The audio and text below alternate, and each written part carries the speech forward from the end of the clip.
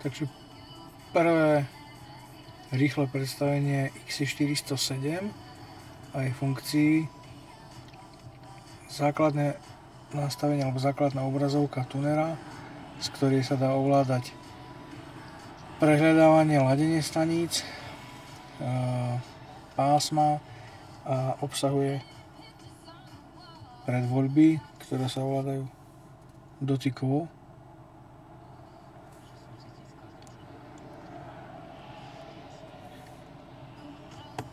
Všetko je to celkom svížné.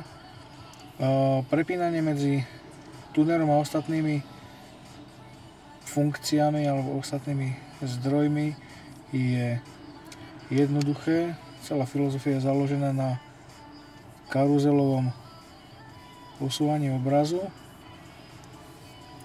alebo ovládaní vlastne prístroja, kde poklepaním ostane zobrazená funkcia, ktorú sme si zvolili.